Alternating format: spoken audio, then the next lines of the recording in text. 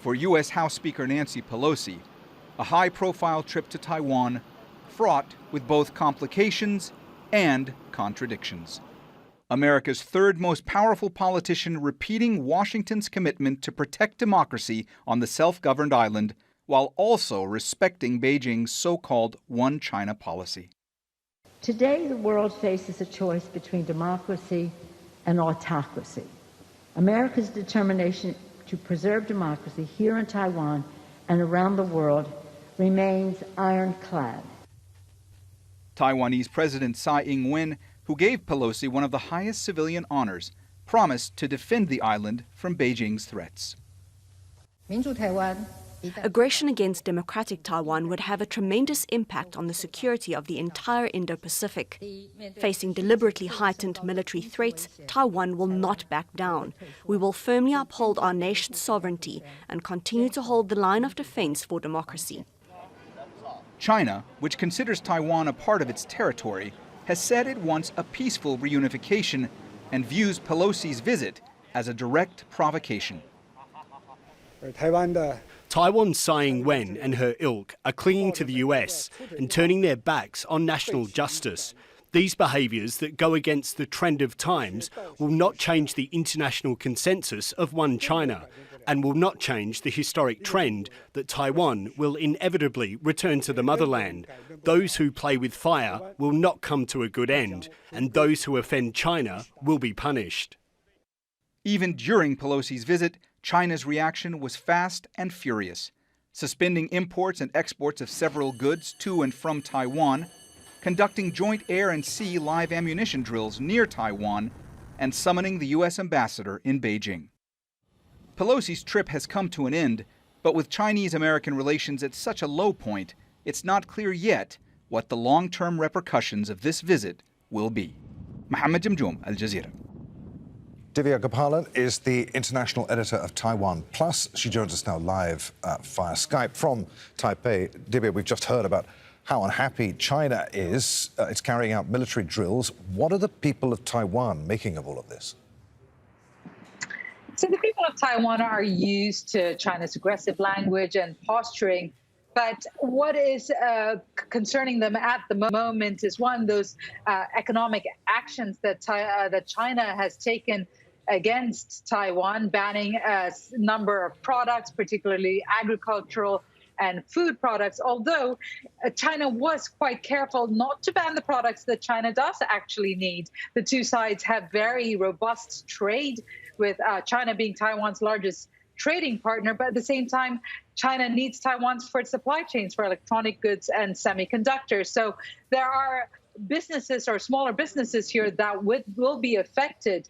On the other hand, there is also the specter of China imposing its military might on Taiwan, and China has made that very clear by releasing a map of its plans of these large-scale drills that it's planning to do from August 4th to the 7th. And this map shows these live-fire drills that are due to take place, and even flybys possibly into Taiwan's airspace, which is unprecedented, that will be taking place during those days. And that map has also shown that China's drills will come very close and impede on Taiwan's territorial waters, coming close to Taiwan soil, just about 16 kilometers away. So people here in Taiwan are watching it very closely and trying to make a sense of Nancy Pelosi's visit. On the one hand, it's given Taiwan legitimacy, and Taiwan people have seen this as support from the U.S. But on the other hand, while it's huge on symbolism, they also feel that perhaps there could have been more substance to it.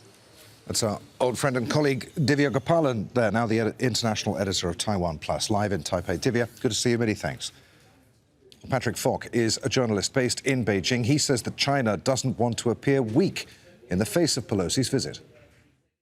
Well, there was more fiery rhetoric from the foreign ministry in Beijing today. Spokesperson Hua Chunying saying that when the One China principle is being undermined, then there will be fierce storms and thunderclouds in the Taiwan Strait. She also addressed criticism over this increased military activity around Taiwan, saying that China had made itself clear to the US, but when the US does not listen, it needs to use ways to make it listen, and that China is acting in self-defense. You know, part of the reason why all of this is happening is because the US, or members of Congress at least, including the House Speaker, don't want to be backing down to Chinese aggression. And Nancy Pelosi today, she said that this visit was about deepening the friendship between Washington and Taiwan, but also, importantly, to show that America stands with Taiwan in the face of increased assertiveness from Beijing. Ironically, there are concerns, some people will say, that this could lead to further military aggression and more regular military aggression from China against Taiwan. And we have seen a little bit of that already since her arrival in Taipei. The big question is whether this will continue and how long for. Kola Shiotaka was Taiwan's presidential spokeswoman. She says the Taiwanese are undeterred by the consequences of Pelosi's visit. President Tsai was elected by Taiwanese people with more than 8 million votes. It is the result of a democracy. Everyone can see how China is being unreasonable.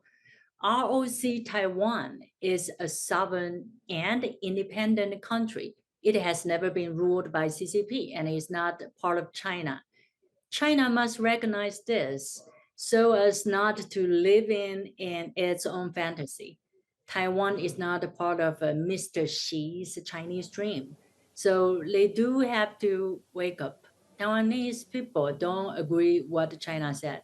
I have been asked, what do you think? Are you nervous? Are you scared?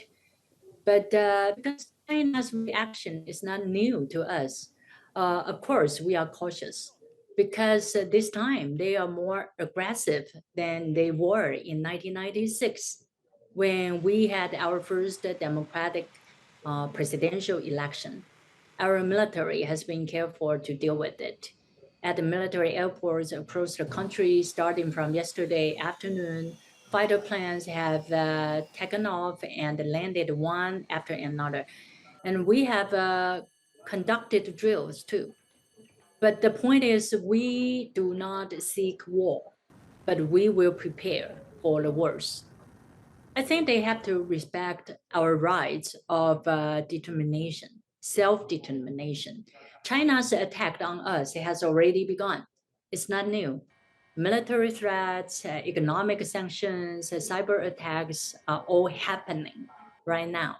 So this is just making clear for Taiwanese that we must continue to diversify economically and politically and keep a distance from China.